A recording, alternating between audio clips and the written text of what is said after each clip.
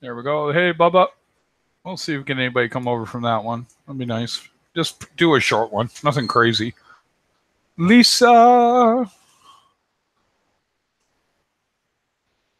So I'm gonna pop a link. I saw your video. I have not watched it yet. I want to. Can't wait. Whoop. Hey, Nick.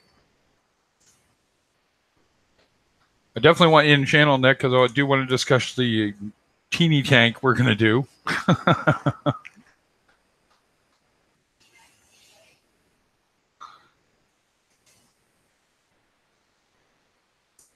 Yeah, I got to keep an eye on that. There we go. John, how are my late night crew? Sorry, I got wrapped up in Reef Community Worldwide. It was entertaining. We got talked about a lot of topics. We can do the same thing here. Whatnot. What's going on, John? How's the night treating you, sir? Just got done cleaning a carburetor, but I'm good. Oh, there you go. God, I haven't cleaned out a car. Wow, I haven't done that in a long time. Was it a carburetor from a car, or were you doing like a lawnmower, that kind of lawnmower? Lawnmower. Yeah. No, we'll see if we get a few that come over from the other one. There's an look at that. How'd you? Oh, she clicked the link. Annika's in here. Lisa, you should get in here. Yeah. Meet the freshwater snob, Annika. Yeah. You're gonna get my butt kicked. No, jokes, not at all. Jokes don't translate well from one live stream to the other. I think we've learned that. Yeah, we've all learned it doesn't matter in here. It's so freeform anyway. My streams tend to be a little bit of topic. I mean, of course, we're here to help anybody that asks a question every time.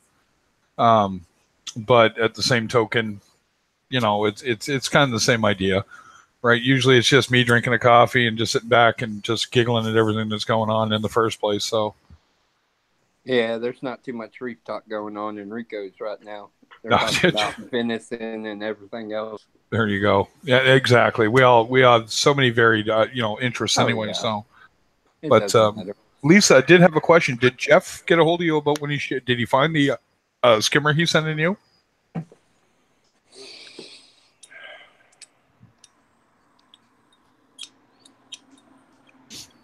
I'll send you the short link. Sometimes that works a little better, Nick. Copy. John. Okay, that's excellent. Good to hear. Can't wait for you to do that. Yep. John, your hat. Yes. Are you in Texas? Yes. What part?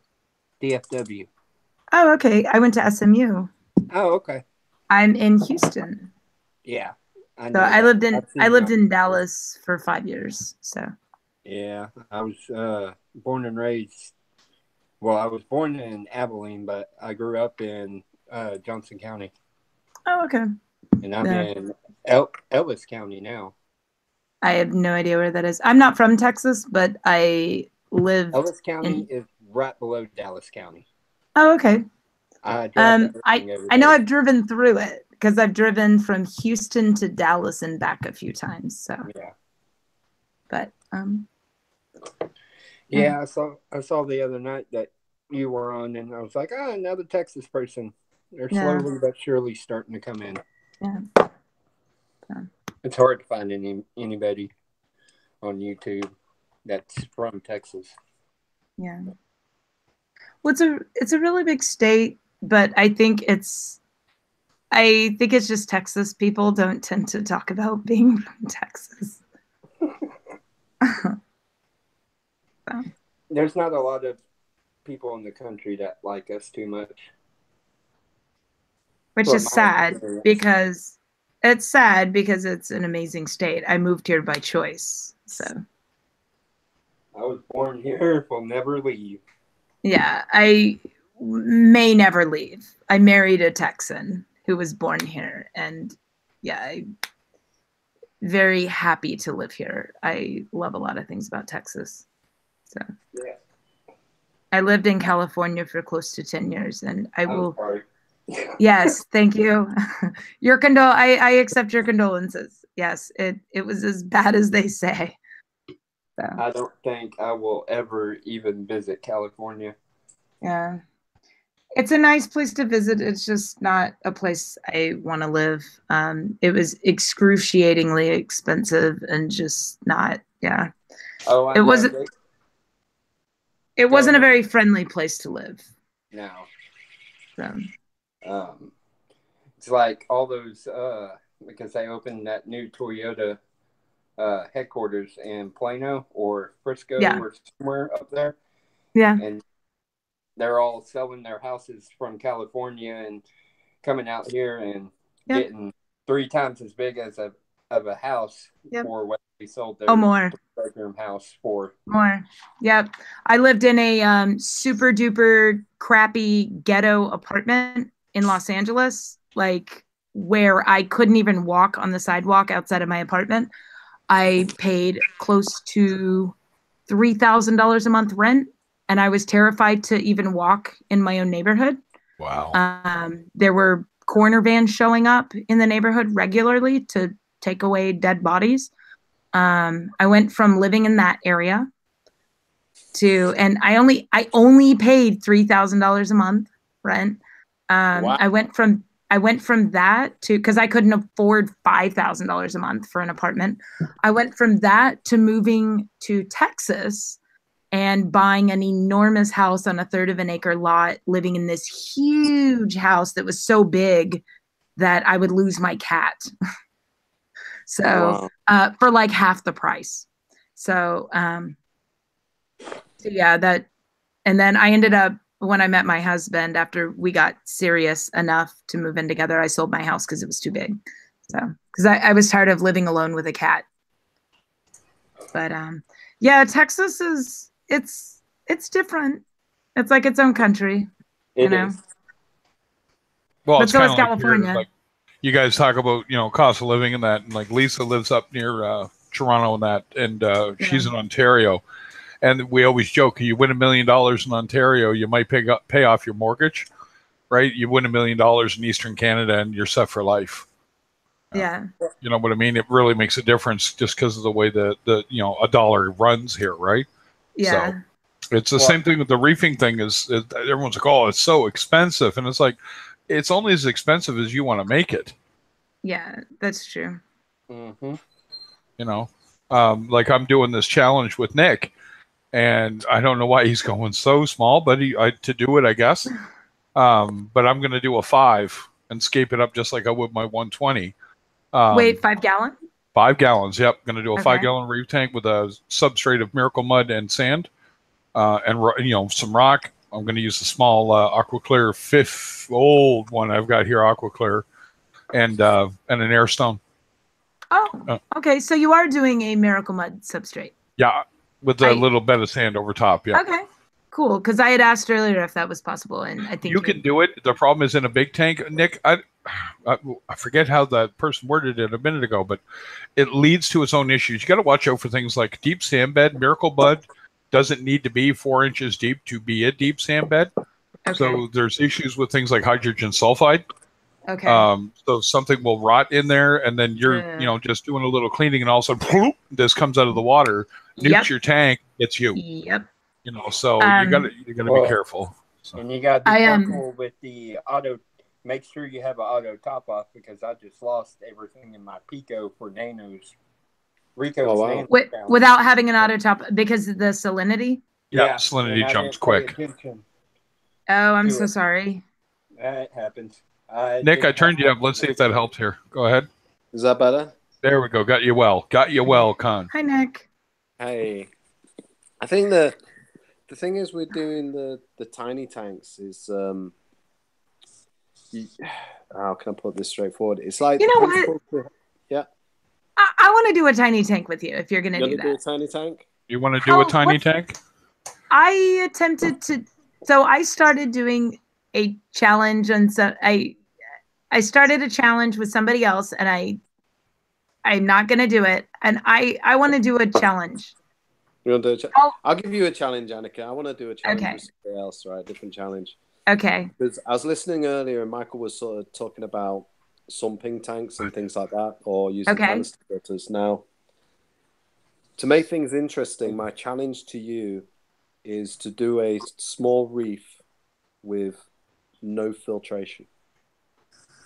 Ooh. Okay, that challenge accepted. No water changes and no filtration. So what I'll do is I'll lay some groundwork for you so you understand what I mean by that. So, okay, let me. Can I write this down? Sure. Give me just a second. I'll be right back. Okay. The thing is, we're doing the tiny tanks. It's like you got to look at more to do with like the natural order of things within the tank, so that it self-maintains rather than be filtering and stuff like that. So with doing the 5 gallon, Craig, you should be able to do it with really minimal filtration on there. Oh, I'm going. The only reason I think I'm going to use the AquaClear, the only reason is for the flow. Right. You know what I mean? Really, I'm going to have it literally as like a little refugium, for lack of a better term, right? And talking about Hob, is it the AquaClear Hob? Yeah, it's an AquaClear. It's an old AquaClear 50. Yeah. So it's that. I think it's only just above the 20. I think they call it a 30 now. So it should be that I can pipe it the right way and just keep it minimum. And I wanted to get Cruz was going to help with the Miracle Mud. I got to talk to him again. Just because finances are in a weird space for me right now. I can afford the tank, but when you look at one, I can't get 2 pounds of Miracle Mud in this country. You can only get 5, and that's $60, right? Plus shipping. So when you're sitting down looking at that, that costs more than my tank. You know what I mean? So, but I was going to do Miracle Mud in my Nano, and it was only going to be like $15. So it made perfect sense. But yeah. No, exactly. Right. So, and Rico, have me put the ball foul on the return line. Okay. So you just, I'm just reading. Sorry. I got chat blinded. No. Okay. And if it worked for you really well, Tina, that's fine. Just remember that you did create more head pressure, but I'm sure that CJ pump can handle it. Yeah. Yeah. Good pumps. So, like, hey, Cruz, 5 gallon Pico that I have, the only filtration I got is some filter floss and a hang on the back, and that's it. No, nice. There we go. Turn up John a little bit. Yeah. So Annika, what I'll do is set some groundwork with you so you can understand what I'm talking about. So yeah. And just to let you know, the tank that I currently have, prior to getting it, it had been well established for a year. And in that year, the water had only been changed about once or twice. It had been dosed. It had only been changed to clean the gravel. So it had been so well maintained. So when that clam died, and I started doing all those water changes and effing up my levels, my goal was to get it back to where I didn't need to do water changes. So my goal is to eventually not need to water change this no more than like once every 6 months. Okay. But yeah, no water changes and you said no filtration. You mean mechanical or biological? Yeah, mechanical filtration. So okay, but I can do biological, right? I can do plants. Yeah, we're going to do in-tank filtration. Oh, yes. What we're going to do is we're going to use the coral and the rock, the sand for your filtration and bacteria. Okay. The coral? By coral, you mean like my scallop and a clam? Have you already got the tank? Are you using one you've already got, or are you going to get? I have a Nano right now. I have a scallop. Okay, so scallops is filter feeders. Yes, I have a scallop. And I'm not going to get a clam for a while. Okay, clams also filter feeders, so they'll feed on the nitrate. So what you need to do is you need to think of the coral as filters. So you need to do a bit of research on different corals. So pulsing xenia, for example. Xenia likes slightly dirty water, and that will filter for it. So what we can do is your stocking really. You mean high nutrient water? Yeah, they don't like the water too clean. So that's going to help you not to have pristine water. Yes. You don't need to worry that the water isn't pristine because the stock that you're going to use are going to thrive in that. Okay, so things like, so what we're going to do is concentrate, what I want you to look at is concentrate on stocking the tank up. So don't cheat by not having anything in it, right? So, I won't do that. So you need to stock the tank up. But what I want you to look at is stocking the tank up with just a little bit of rock, but then plenty of corals, but the right type of corals that will filter naturally for you. Okay. And then so real quickly, go backwards and tell me what is the name of this challenge? The name of the challenge is no mechanical filtration. No, we'll do a self-filtering tank. Okay. So you're going to have to balance between bacterias, zooplankton, macrofauna. Yes, which I've got the zooplankton because of my scallop. Right. So all of the little microorganisms in the water and in the sandbed and stuff that's going to eat detritus and uneaten food and all that. And then your coral uptake, which is going to be less like skeletal coral, like SPS, less of that, but more of the soft corals that are going to uptake on your nitrates. And then you probably not really need to feed the tank either. So you want to go for, in terms of food, you won't need to put any food in there. You mean for my fish? Yeah. So what you're going to need to do is look at fish that are going to eat pods and zooplankton. Okay. I have 3 clowns that I don't want to get rid of. Well, you put those in there, but just, a couple of pellets for those. Okay. Okay, yeah, because I have flake food. Yeah. So look for things like scooter blennies, mandarin gobies. I really want a mandarin goby. I got one. Yeah, I think they're gorgeous. I mostly want them because they're super pretty. Yeah. Scooby. You just gotta remember. Nope. Go ahead, Scooter Blenny or Scooter Dragonette. I think is that what you're talking about, Nick? Yeah. Scooter Blenny. You can even probably get like a seahorse in there or a pipefish in there, small one. If you wanted to. All right. Yeah. Cool. Okay. All right, guys. So this is what, like, lately I've been talking about reefing by design. So by that I mean really kind of think about what you're doing and reefing with a purpose. So doing an exercise like this will mean that you're going to have to be really careful with the selection that you put in to make sure you get that the coral and the stock is giving you benefit to the filtration of the tank, because that's the priority, because you've got nothing to back it up with. Yes. And Nick, that's why this next tank that I set up, I'm not just going to throw it up and start buying a bunch of crap to throw in it. That's what if I do set it up and I start transferring stuff over, I will transfer stuff, but I can move stuff out of it and into the, I'm not going to be purchasing more stuff to fill it up. Right. And that's why, like, I'm not even going to go buy a bunch of new sand. I'm not adding more stuff to it. I'm going to move things back and forth because I want to, exactly what you just said. I want to get my whole process to a point where if I need to leave town for 2 months, because we have a house in Colorado, if I need to allow somebody to, like, because we're going to have somebody stay at our house, if I need to say, hey, sprinkle a little bit of this in there, and I set up a camera, I can allow somebody to just dose it a couple of times a week and trust that everything's taken care of. Yeah, I'm not going to need a full-time chemist staying at my house. No, I mean, a good way, if you're getting someone to look after the tank, the mistakes I usually see is where people go, I'll just put a bit of food in every day, and then they overfeed. Yeah, a really good tip for that is if you give them, like, separate. I'll share with him. 1 week. Yeah, I got to share. Like 1 week, like a daily food, like in a little tablet or pill boxes that you get and stuff like that. Yeah. And then you say, this Monday, Tuesday, Wednesday onwards, like whatever food you would feed, and then say, now you know how much because you've set it out for them. That usually works a lot better.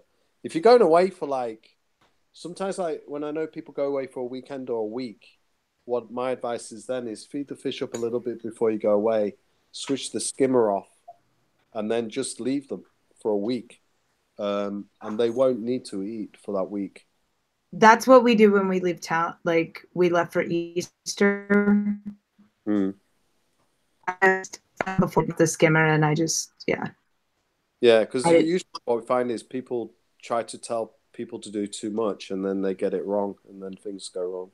Yeah. So really keep it simple. The other thing I could do is maybe have them, you know, I've got the power strip where each one has its own little switch. Right. Where I could just say, switch off these two, like the pumps, instead of doing a whole, like, you know, and I've got the ice cap, so I could just have them push. I want to simplify it where they just like push a button. And then I could just say, I could have them only feed every other day. I mean, my fish aren't going to starve to death. No. I feed my fish sometimes once every 3 to 4 days. That's what I've started doing more recently. And I notice they eat all the food right away. Yeah. And then I can feed them a little bit more. Yeah. So the thing is, it depends on the fish that you get. Like Anthias, for example, they'll need feeding several times a day. But the fish that I got, they only need feeding once every 3 or 4 days. And they peck at the rocks and they eat the algae and stuff like that. So they supplement diet. So same with my fish. Yeah, I dodged a big bullet. My wife, my local fish store guy, ordered in some Avani Anthias. Oh, nice. And I'm telling you, I don't want Anthias because they're going to feed more. Because they're so high maintenance with feeding. Yeah, they're so hungry. They require, and you got to stay on them because if you don't, and the hard part in my tank, you dump food in my tank, everybody's out for it immediately. Like it's anybody's tank. They're all there for it. So you can't really spot feed them. So it's this weird. Thank you very much, Cruz. I'll check that in a sec. And I'm just going to touch on Tina. Tina, if you added a ball valve to your return and it has settled your tank out for you, that's all that matters. All I mention is that the back pressure will shorten the life eventually of that pump, but it's not going to be like tomorrow or next year. It's just, it's going to at some point because the pump's ready to just go. But if you're restricting it and it's wide open, that's fine. It's when people start playing with restricting it at the pump and then restricting it with the ball valve that they end up cavitating the pump because there's too much back pressure. So you're fine. Yeah. I'm sure if Rico talked you through it, you're perfectly fine. Yeah. I think on that stream, Tina, because I know people were trying to give you loads of advice. They got a bit confusing, and I think that's why we sort of like went, well, look, just do it this way to start with. One of the things that Craig's talking about with the back pressure, the way that I do that to alleviate the back pressure is where I'll put a T off the main return pipe, returning into the sump with a ball valve on that, so that rather than block the flow by turning the valve down and then creating the back pressure, I'm creating an exhaust for the excess flow back into the sump. So some of it goes up the return back into the tank, and some of it's diverted back into the sump. So that way you're lessening the flow going back into the tank, but without creating the back pressure that Craig's talking about. But the way Rico's told you to do it for now is, like Craig said, it'll work, it's fine. It's just, you're just creating a little bit of back pressure, making the pump work a little bit harder, that's all.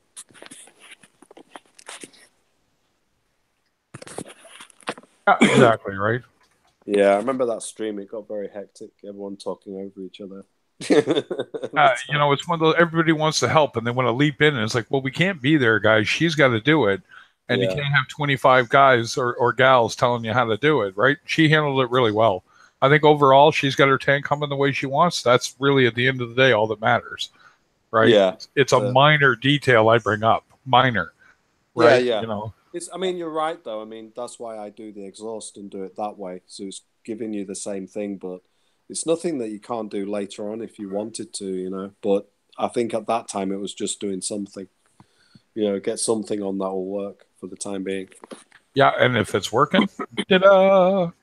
Yeah, exactly. You know, that's all that matters. That's the only problem with the hobby is that there's several different ways to do things depending on the situation. So it can be very confusing to start with. Yeah, but she's got it. Her tank's humming. It's quiet. It's not throwing up any mess. Were you? Yeah, that's the part I don't like, Tina. But yeah, you got it. You're good now. If it's quiet and it's pumping away and the levels are stable, that's really all that matters at the end of the day, right? Yeah. So, but yeah, geez, I'm jumping around like a knob here as I'm waiting for stuff to come through. Sorry, I just literally have like. It's funny that the minute I started streaming, that's when my email lights up and everything starts doing what it's doing. So. Sorry, Annika, you up for that challenge, Annika? Yeah, so self-filtering tank, which, just so you know, is right up my alley. Because, and I don't know if you caught a lot of what I had said when I very first popped into YouTube talking about the reef tank, but that's kind of where the direction I wanted to go. I love pulsing Xenia. Yeah, big fan. Yeah, big fan of pulsing Xenia. Corals as filters. I love that. Love soft corals, so that's right up my alley. The no mechanical, I like that because one of the, I mean, I don't know how much you've caught of what I've talked about the reef tank stuff, but the whole thing that kind of drew me to this reef tank more recently is the peacefulness of kind of the whole fish thing. It's like a kind of a zen thing. Yeah. It also is a new hobby of mine that I wanted to kind of get into, kind of learning something new. So, the chemistry, there's a lot to learn. So I know that I'm not going to get bored anytime soon. So the no mechanical I really like because I hate the sound of all these pumps and all this crap, and which is funny because coming from robotics and coming from electronics and where everything gets a power supply, that'll be interesting. That you're giving me a challenge that it goes opposite of what where I come from. Right. I love Mandarin gobies. I really want to get a seahorse at some point. It's not a goby. It's a dragonette. Okay, what do you call it? It's a dragonette. Dragonette. What it is to get around people flipping out about people buying them. They started calling them gobies, like they would eat pellets. It's almost like a false sense of anybody can have these guys, and it just I have that. If I ever had a hot topic, that's the one for me. I go nuts. Whoa! Ouch! So yes, a dragonette. So real quick, so if I go to my LFS and say I'd like to get a Mandarin dragonette, they're not going to be like, "You mean a Mandarin goby?" Even if they do, just take that with what you will. It is a Mandarin. And then I'm going to say, "You mean a dragonette?" That's it.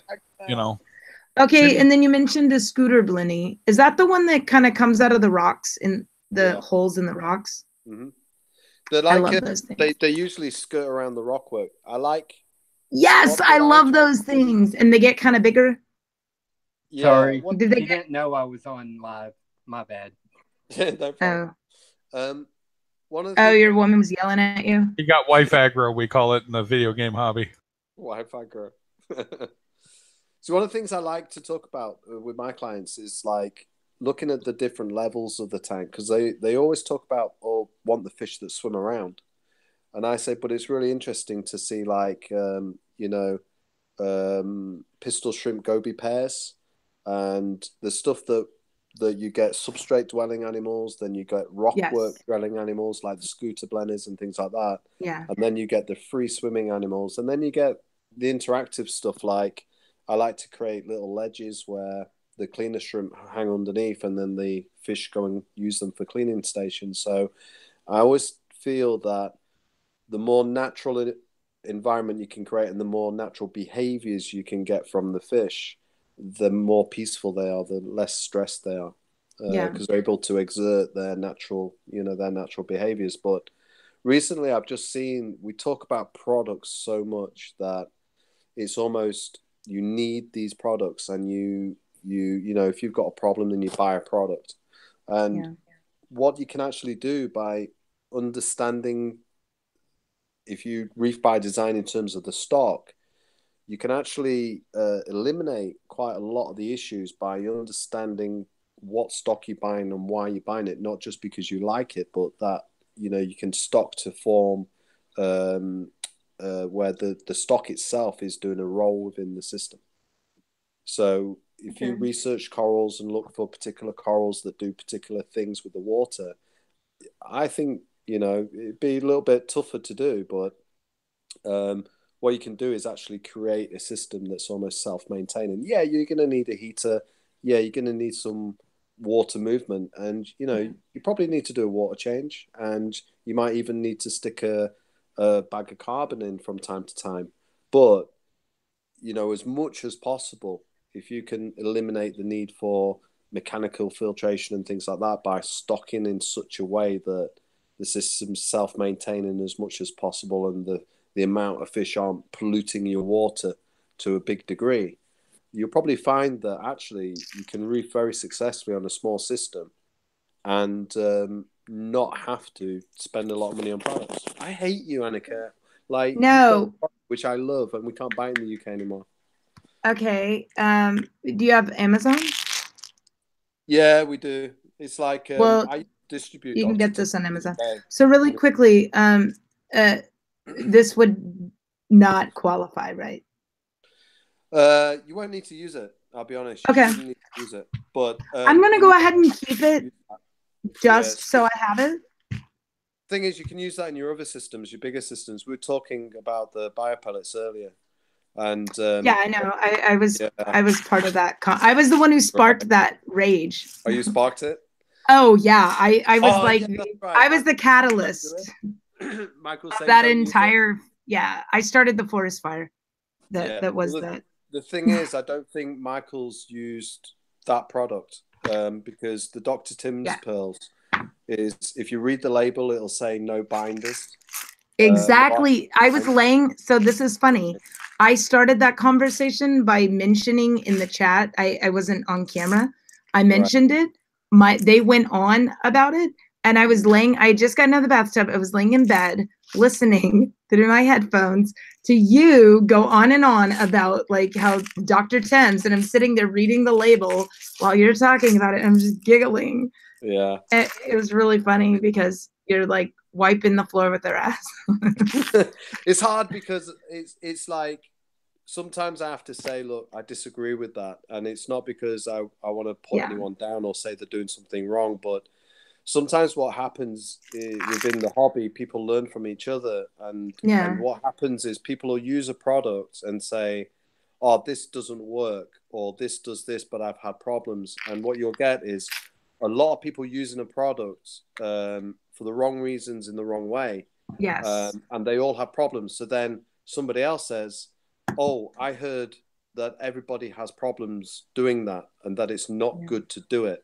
When if everybody like understood what they were doing, how and why they were doing it, it would prevent a lot of those issues, and then prevent something that actually is really useful from being, people saying that don't do it. So with the pearls, what you got to be careful of is what you're doing is like carbon dosing to cultivate bacteria. So you do it in a way where you're only cultivating enough bacteria to what's going to be useful for your system. If you fill your reactor full of pearls, you're going to overdose the carbon, you're going to have bacteria blooms, and that's when you're going to run into problems. So that's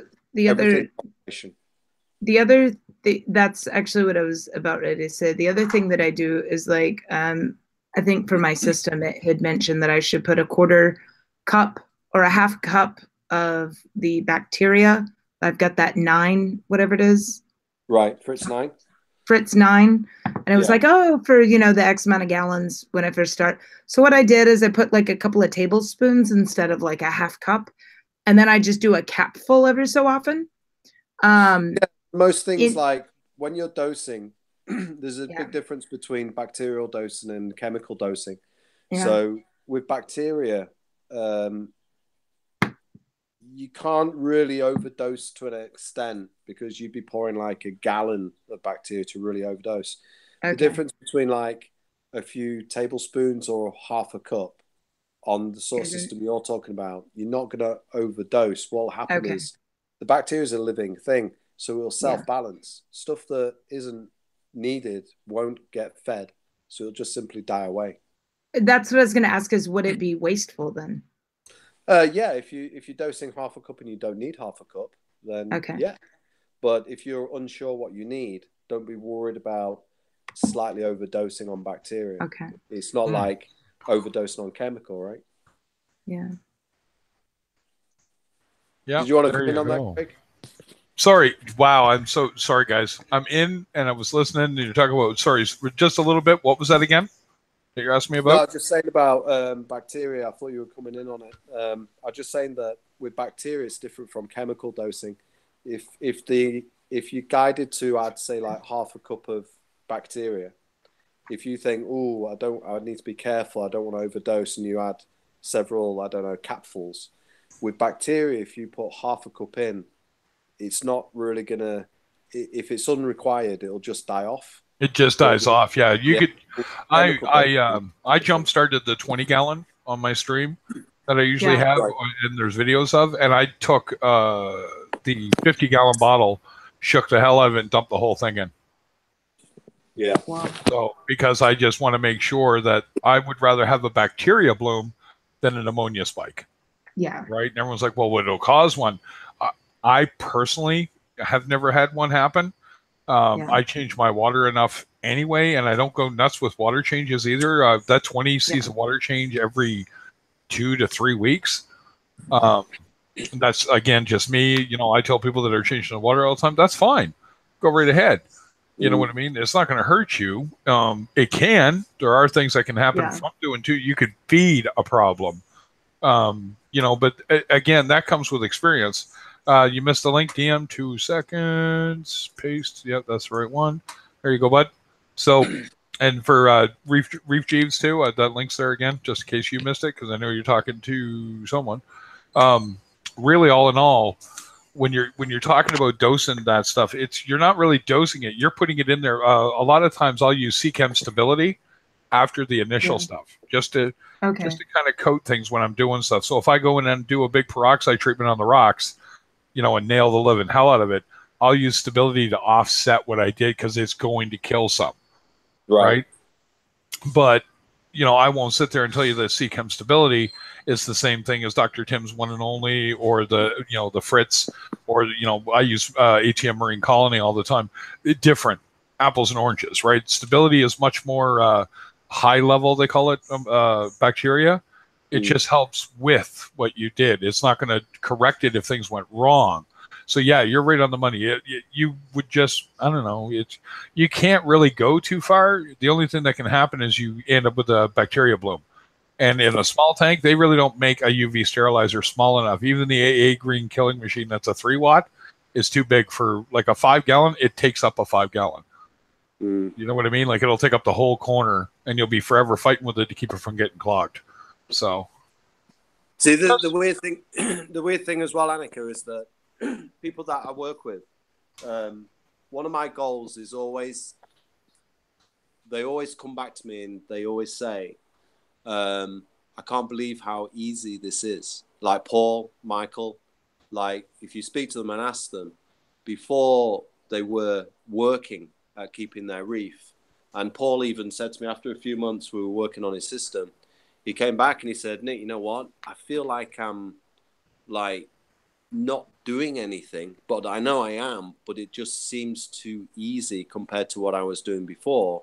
But everything's so much better. So how is it that I seem to be doing less, but yet it's getting better? And with this challenge I've set for you, it's like people say that running nanos and small systems is harder because the water volume is smaller. But doing it in a different approach, you can actually make it easy. So what I want to get is where you come back and you go, hey, this is like too easy. That's what I want, to see if we can do that.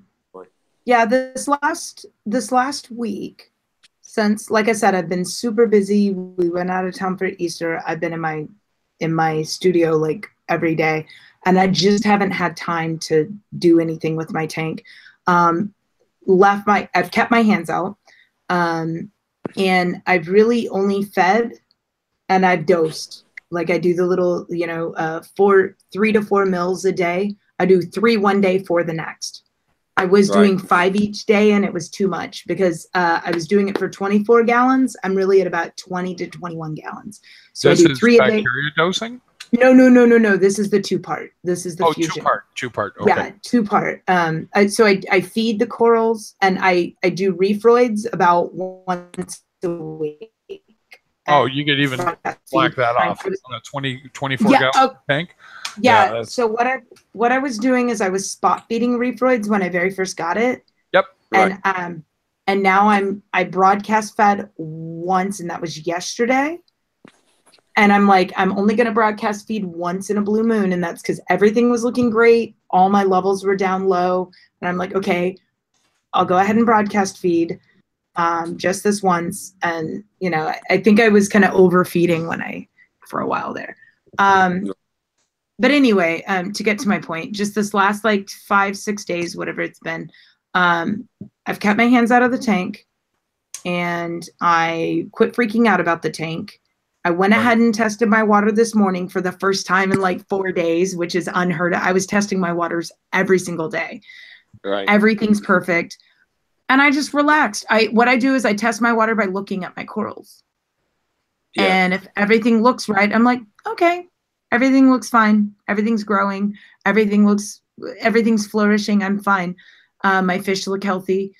And I just let it be.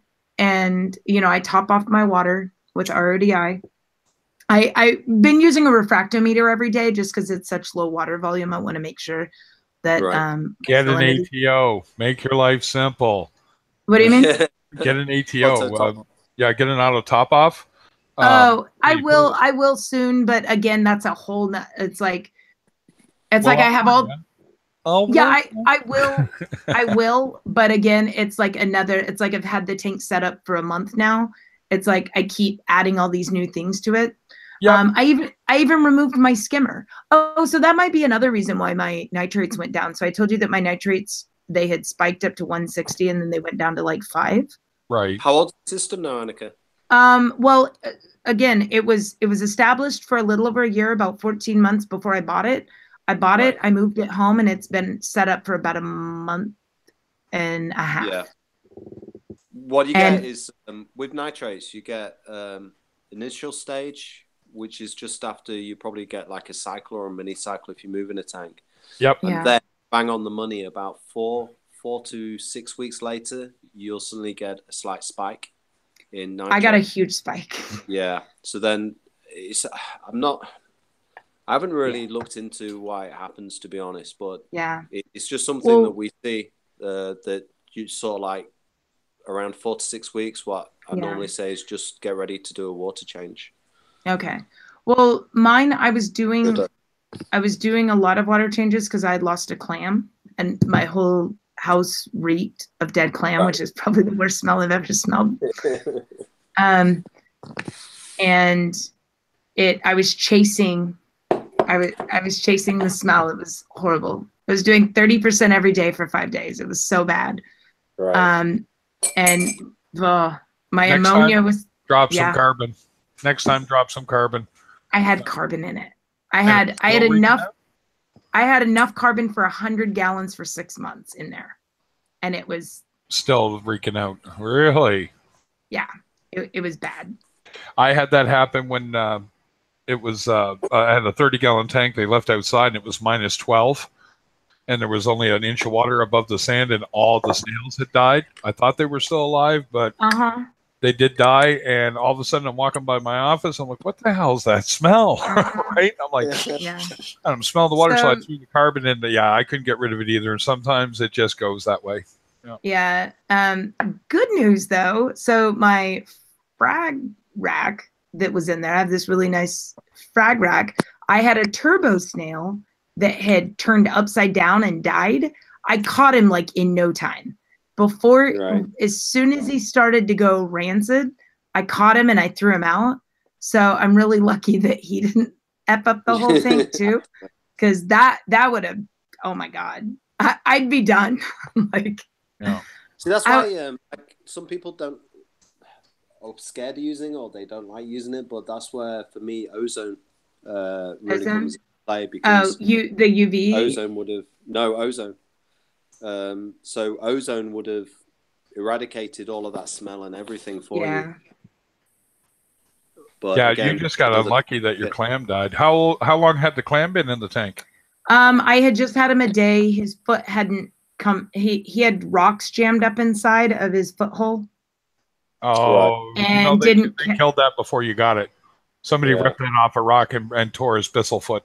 It was a mistake. And in fact, the store that I got him from gave me 100% full credit back. And nice. It was a mistake. Was it a Maxima clam? Yes, he was beautiful. And the guy felt really bad. He gave me 100% credit back for him. Yeah. And he said it was their mistake. He said stuff happens. He said somebody tore him off the rock. Yeah, somebody who didn't know any better. Yeah. He said that. Yeah, he said things happen. He said, please don't let this be. Please don't let this, affect how I view the store as a whole. He said it was a mistake, and gave me 100% full credit on it. And I was like, "You're my new store." And plus, they have a beautiful selection of corals. They're like the best in all of Houston. So the fact that they credited me with the fact they owned up to the mistake, they didn't say, "Oh, well, you don't know what you're doing." They knew I was new in the hobby. They could have easily just blamed me and told me, "Well, tough luck." And yeah, it was a new person that was it was also, they had just gotten in a whole order. I think they had just received them. So I think it was not really, I don't even know if it was their mistake. But yeah, there were rocks that were kind of jammed up in there, and I took a picture of it and showed it to him. Yeah.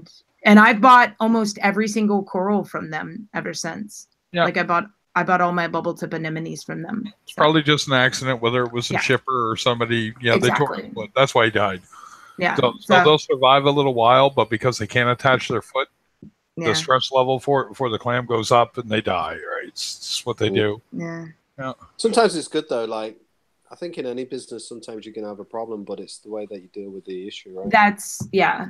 And I left them a really good review, and I left, I posted, like I said, posted a bunch of photos. I left them a 5-star review, and they've been really good ever since. So, you know what though? That's the thing with customers, I'd say as well, because I know local shops that get a bad review and they're all grumpy about it. And for them, looking at it from their point of view, if you were my customer and you were very forgiving and could understand, and then you still left a good review, I'd be like, "Oh, this customer's really good."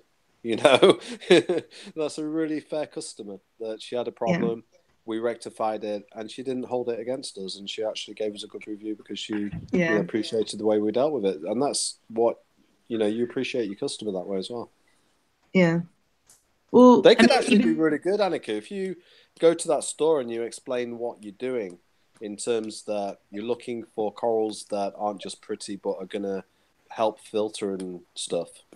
They might even look out for stuff for you and say, well, hey, one of our shippers, we can get some, things like, cocoa worms, fan worms, okay, and things like that. They're really good, and how do you spell that? Nice as well. And you can get pink ones, yellow ones, feather dusters are sometimes called. Yeah, feather dusters. So, if they know what you're doing with your tank and they see them on their list, they might be, "Hey, I saw our supplier has got feather dusters in. Would you like me to get one in for you?" Okay. So work with your shop. Tell them what you're doing, and they might even look for stuff or point stuff out to you that would be useful for you. See, I'm lucky. I've got a great shop. I walk in, he hands me his tablet. He's like, "Just order what you want. I'll throw it in on my order." Nice. That's good. That works. That's got guaranteed sale as well, right? Yeah. Can't beat that, right? Well, I think one of the hardest things to do is ordering, because you don't know what your customer wants to buy. So if you've got customers that are saying, "Can you get me this? Can you get me that?" it makes it a lot easier. Well, yeah, and I've helped them do some tank moves and stuff. So I've helped out. Right. I've gotten in good with them. So you're on the inside now. Yeah, pretty much. But But you probably also have much larger space. You're like when you have 24 gallons and they know that you're probably not going to be coming back for a lot. I mean, now that I have a bigger one. Oh, okay. So. Really depends on the shop when it comes down to that, right? Yeah. Well, the place that I'm going to specifically is family owned too, so it's actually really know their stuff, and they're really good. So, it's a guy and like his nephew, and yeah, they're really cool. In fact, like they're really good with so like I had bought the Mexican turbo snails, and I threw them in a styrofoam cup and took them back. I was so angry. One of them had knocked the rock, so I decided I wasn't going to put my hands in the tank anymore. Right, and right. I stopped wearing perfume on my wrist when I got my tank because putting my hands in the tank. So I decided no more hands in the tank. I was wearing lotion and I was wearing perfume on my wrists. And I go downstairs. I'm like just looking. All of a sudden, this stupid turbo snail wedges himself between a really heavy rock and the back and pushes himself. And the rock moves forward, and it had my Monty on it. It hit another rock and cracked the front of my Monty. I was so mad. Before I had a chance to put on gloves or anything, I reached. Oh, and then it landed on my Wellslow or whatever that is, my brain coral. Oh, well, that would have done him. Did it kill him? No. You got lucky. Yeah, because I grabbed my hand in there before it had a chance to sit on him for a minute. So, I really lucked out. But of course, I got lotion and perfume in there. So I was done. I was like, I netted all those freaking turbo snails and I threw them in a styrofoam cup and I drove them back up there. I was like, you can have these. I was like, I'm either going to flush them down the toilet or you can have them. And he took them. He's like, I'll give you credit. I was like, I don't want credit. I was like, I want you to take them before I dump salt on them. Or, I mean, I guess salt wouldn't kill them because they're not slugs, but still, I'm just like, I was so mad. Annika, do you have a molecular chain on your forearm? I've been sitting here wondering that too. Yeah, it's oxytocin. Nice. Okay. Yeah, does the geeky scientist in me comes out right quick? I see a molecular chain there. What do I see? Yeah, it's oxytocin. It's the there it is. It's the molecule when you go into labor. Yep. Yeah. So. Sweet. Yeah, I had to match it to my skin tone at the time, but of course, I had to mix it with like white, pink, and yellow. It doesn't glow in the dark. Everyone asks if it's UV ink. I'm like, no, it's my flesh color. I saw a tattoo artist the other day. I think it was on Facebook, one of the videos that comes up, and they started doing sound bites as tattoos. So, I've seen that app on your phone. Oh wait, you mean like the image of a soundbite? Yeah, and then what they do is they use a phone app. And they put the phone app on, so when it picks up the tattoo on the camera, it plays the sound. So there was one on the video. There's a woman that I think had lost her mother recently, and she put the soundbite of a voice message that her mother had left her before she passed away, saying something like, "Hi Rebecca, just wanted to say love you, bye." And so she had that tattooed on her so that when she used the phone app, she could always hear her mother's voice. Yep, it would work. So it's special, but nobody else knows. Nobody really knows. Yeah. That's what this was. Is I didn't want like a date or a name or something, because then people ask. My sister passed away while she was pregnant, and so I lost both my sister and my nephew at the same time. And so it's oxytocin because it's the love molecule, but it's also, she was pregnant at the time. So me and my wife got, I don't even know the word for it. I got a clownfish on my inner forearm. Aww. And on her opposite arm, she has a clownfish. And when you put them together, they're wrapped around each other.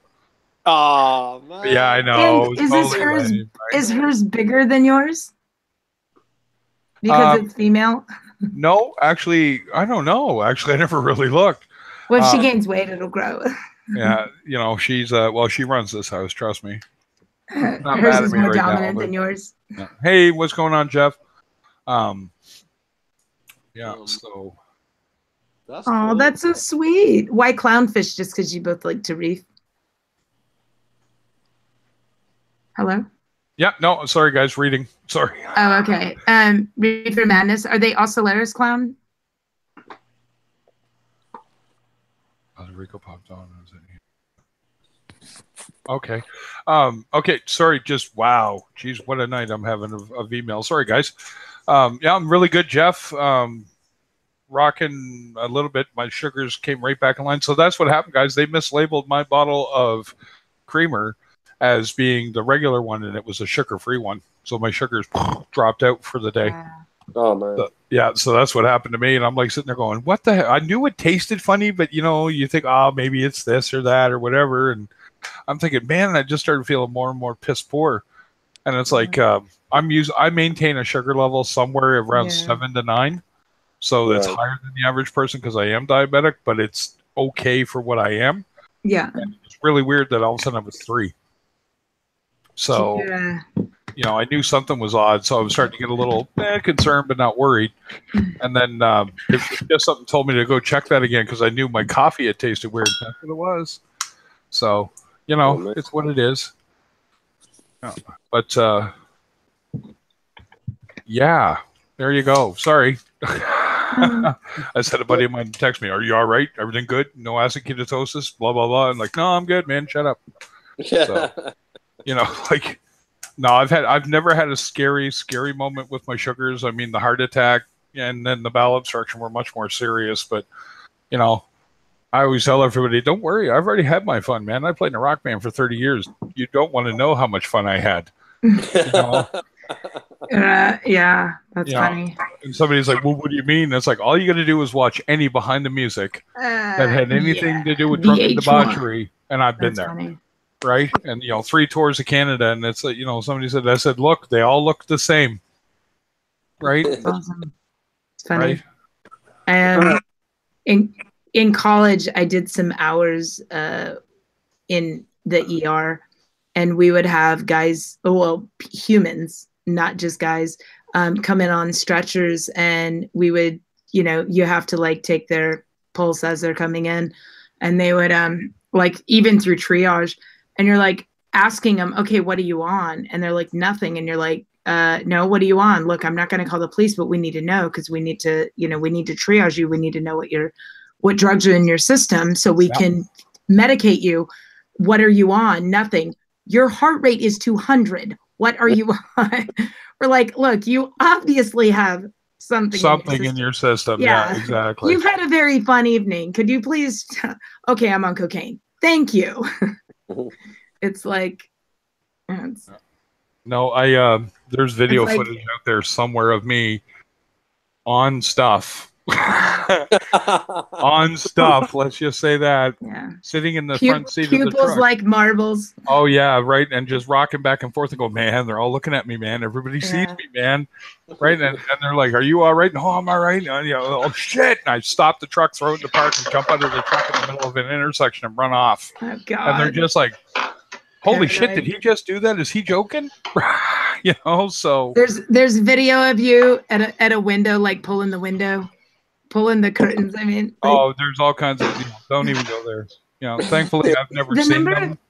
The number of people that have asked me if this chemical chain is like drugs.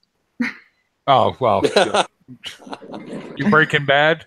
Yeah, exactly. Right. I'm like, no, I wouldn't get illicit drugs tattooed to my arm. You know what's really funny about it? When I was looking at it, that's what I was looking for to see if it was meth. Yeah. Right. No, and then I went, nope, it's wrong. That would have broke here. Yeah. I've never done methamphetamine in my entire life. Oh, you're missing something. No. I'm sorry, y'all. I'm switching back over. What's the chemical chain? It's oxytocin, which is the love molecule. Okay. Yeah. So when a woman's giving birth, that actually gets produced. Yes. Yeah. Your body, that's how when you go into contractions, your body uses oxytocin. See, that's not fair. Women get so many things that men don't. No, men do. When you make out with somebody, your body gets your brain gets flooded with dopamine, serotonin, oxytocin, endorphins. Yeah, thanks, Tina. Yeah, it wasn't a huge scare. It was just a weird one. I'd know if something were going horribly wrong, and I know better. I've already had 2 things go horribly wrong. So everyone's like, what was your heart attack like? Did you hit the floor? And did they hit you with the paddles? And I'm like, you watch way too much TV. Right? And my buddy's like, well, what happened? I said, I literally went to get a coffee. Right? I had one of those brew stations.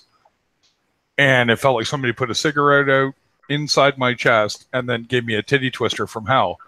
And then it went away. That's literally all I felt. And I looked over to my wife and said, I dropped the coffee cup, not on the floor, but like hit it to the counter. And I went, and I went, honey, I think I just had a heart attack. And her desk in the living room was like kind of across. And she looks at me and she goes, no, you didn't, because I didn't hit the floor. I didn't do what you think somebody should do, right?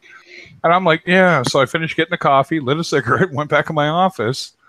And I was sitting there and all of a sudden the flop sweat broke out. I started to feel really strange. And I went, crap.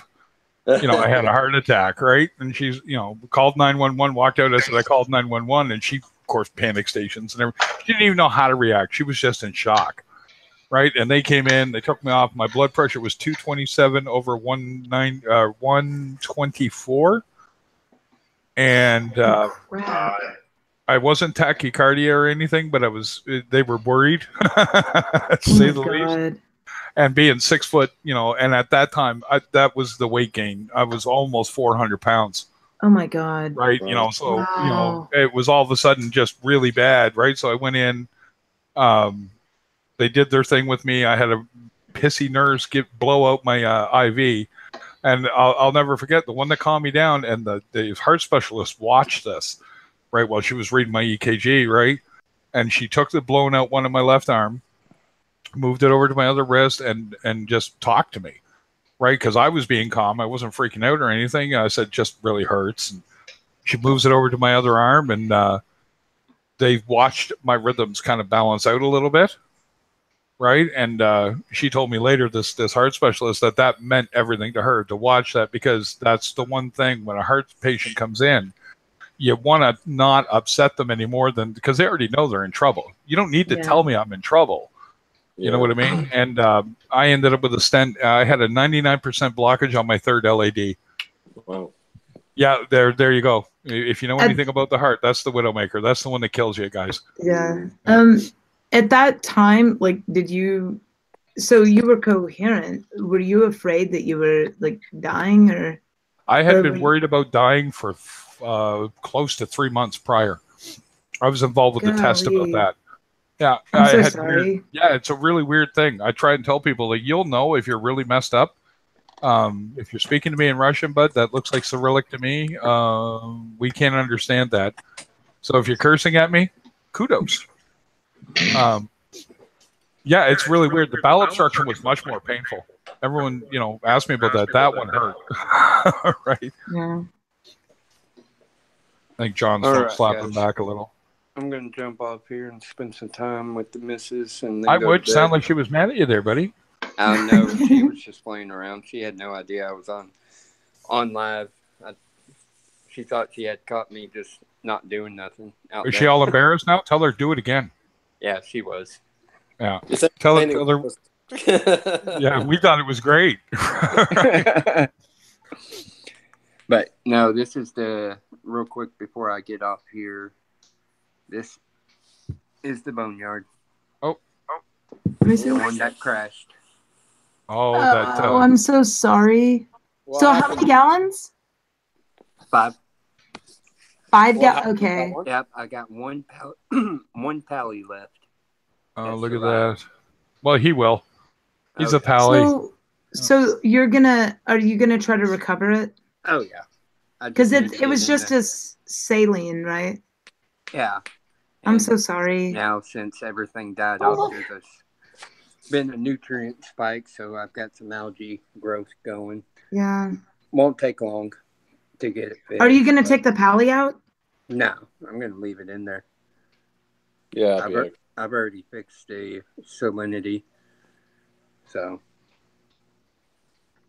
I just need to get in there and get it cleaned up and all that. Probably do it this weekend.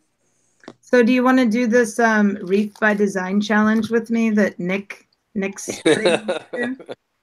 you could probably do it on a 5 a lot easier. It would be much more peaceful, but you're going to need to do a drip. I'm not going to need to do a drip because I'm going to have all right. 105.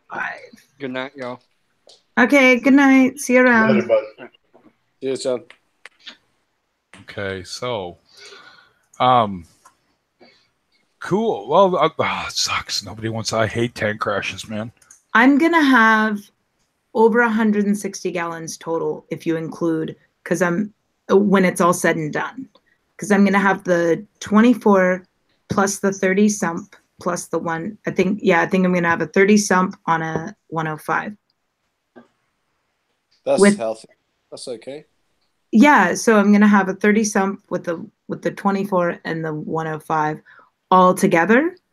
And I'd go 40. I'd go 40. Go bigger. 40 sump. Yeah. Okay. 40 well, breeder. What's got a 30? I think it's got a 30 sump. He said. Yeah, but your local fish store guys can help you out with that too if you've never built the sump. The more volume. Can build the sump. Oh, okay. Well, but you're a girl. Sorry, just having fun. Rage quit. Rage quit. I'm done with you, man. Yeah. You misogynistic asshole. Yeah, no. Yeah. It's the bigger you can go on a sump. Like I have a 20 with a 20 sump. Right now, the 20 sump only holds maybe give or take. It's probably sitting at around 15 gallons at any given moment. Now my 120, I have a 40-gallon breeder on it, and it's only holding 20. And if I could go bigger, I would, but there's not enough space. Like my ATO is a 30-gallon tank sitting to the right of my whole setup. Okay. Because I literally evaporate that much water because of having heat in the house. It's open top, everything. So, I got to deal with it. That being said, the bigger your sump, the more you can do, right? So if you want a bigger refugium, you can make that a bigger refugium, right? And use that as an export.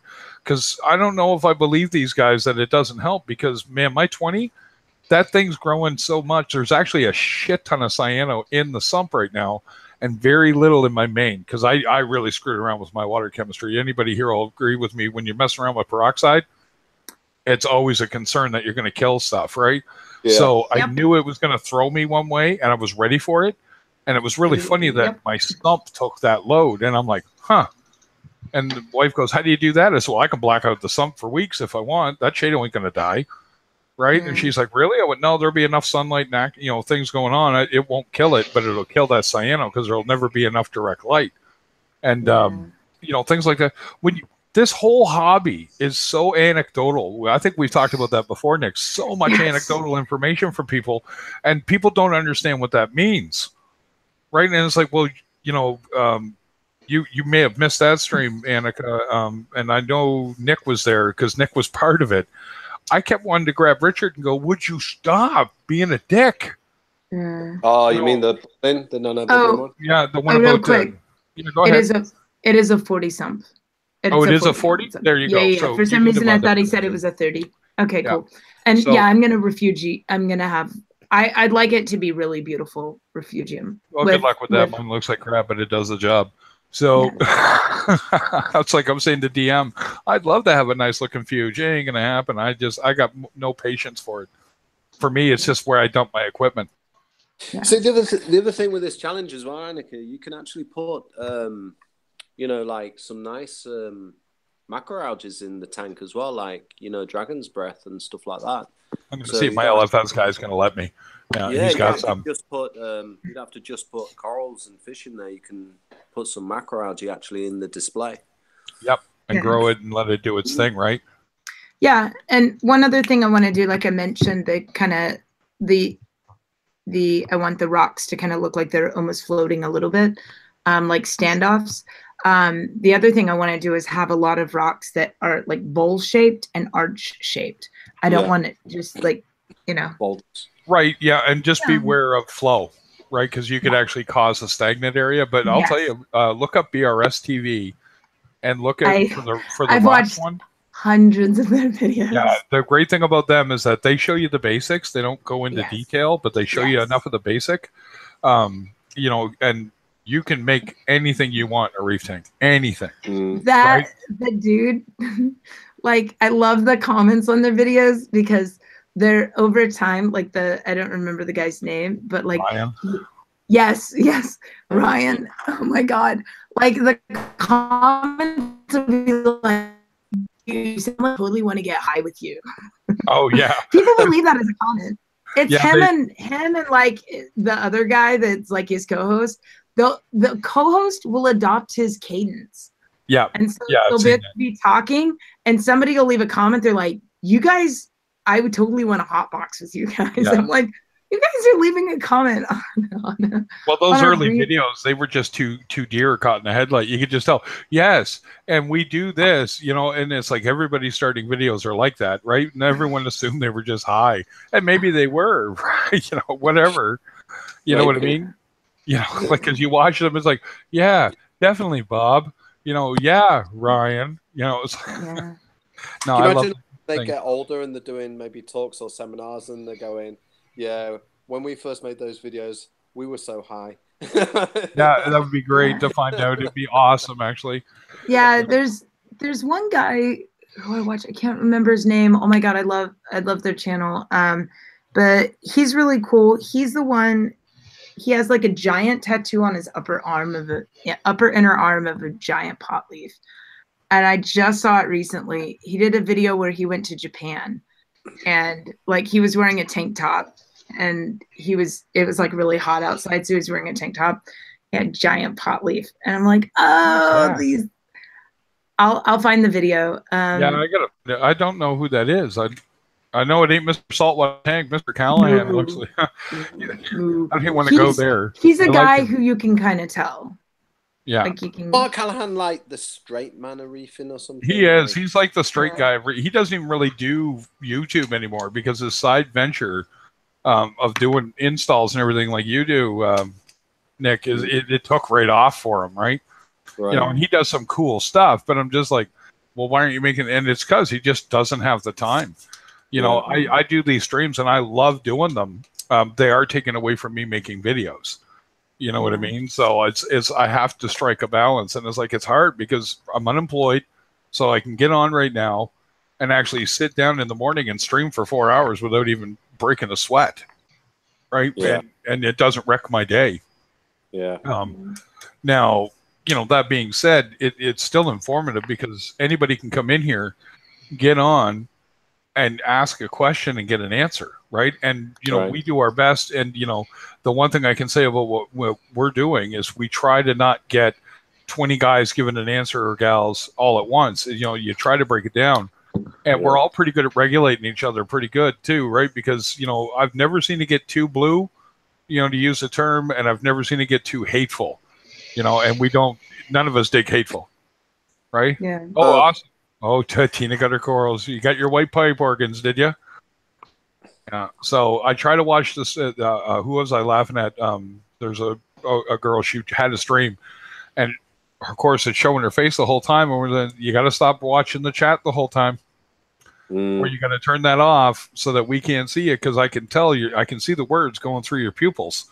Right? Yeah. You know what I mean? Like, I don't show myself. I usually show my tank. I'm inconsequential. If you watch the live Lemons for Leukemia live stream, that's about the only time you're really going to see me, right?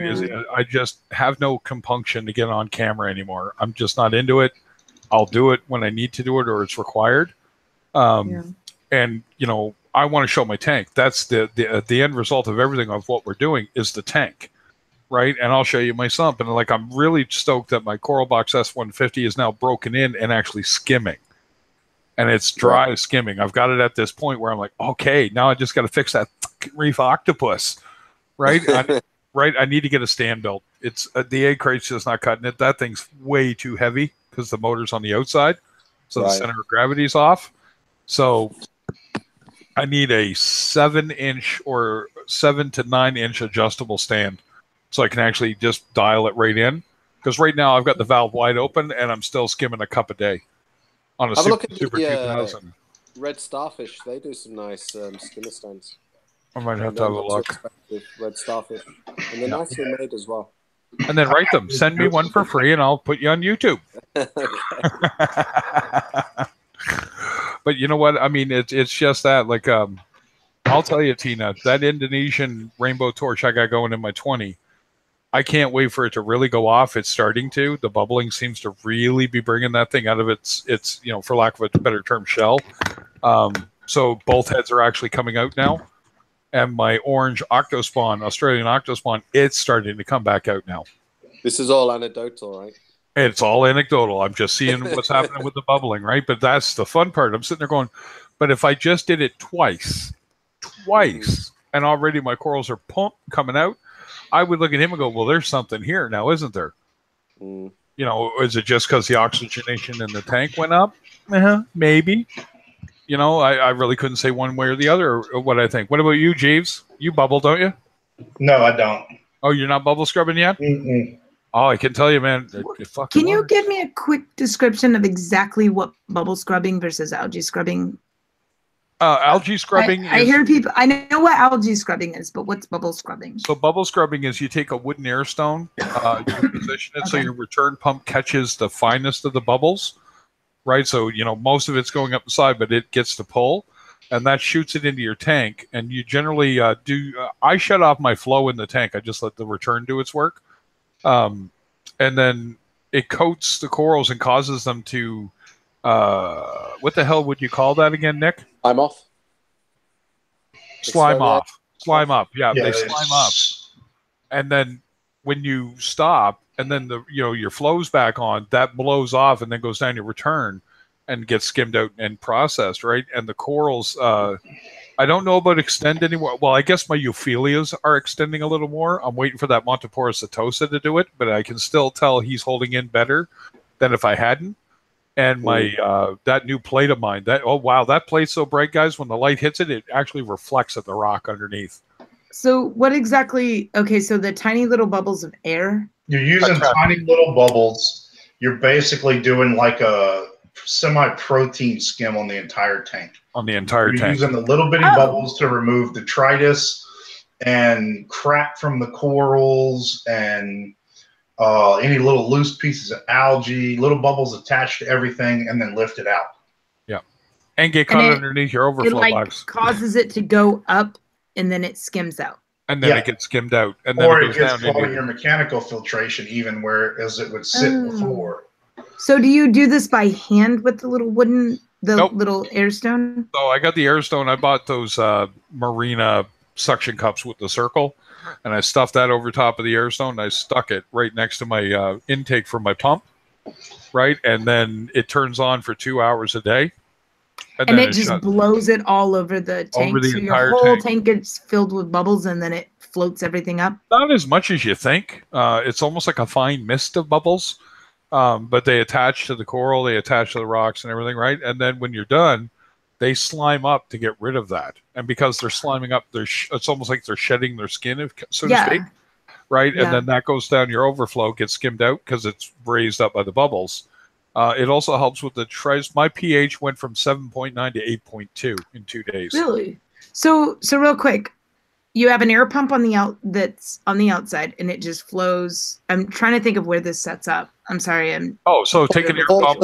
Go on it, setting it up, and I can shoot you the link to watch that video. Yeah. So if you want to do that. Yeah, do that. That way it'll explain it even better. Send it to me on Facebook. I smell popcorn, which means my husband wants to watch Bates Motel. I was just going to say I'm going to cut it off here, guys. Yeah. My wife wants me to come to bed too. It's 1 in the morning where I am almost. So. Yeah, my husband's home, so every time I smell popcorn, I'm like, it's TV time. So thank you guys. You going to bed, or are you going to hang out for a while? Thank you guys. This has been extremely informative. Anytime. And thank you, Nick, for inviting me. No worries. and we will hang out. And I love a challenge. I am totally up for this. I will go ahead and do either a video or a live stream, probably a video, because like what you were saying is as soon as I get on a live stream, I end up reading the chat, and chat is toxic. Yeah, I will be grading it as well. Okay. Well, I will let you know if I end up like right now I'm sticking with the Nano, but as the rest of the next tank unfolds, as that comes to fruition, we will. I swear that's the funnest part for us. We love seeing people set up new stuff. Yeah. And get excited for them, and then and that's it. It's usually just keeping the jackals at bay. That will, everybody wants to jump in it, like, do it this way, do it that way. Well, in all honesty, that's not the best method anyway. Or, it's like better off to say what your idea is, and people should know better of what's their specialty, right? And it's also, I didn't want to say this in the past because I try not to do the whole sucks to be a girl. But there were a couple of dudes that like hit me up in DMs that were kind of creeping me out.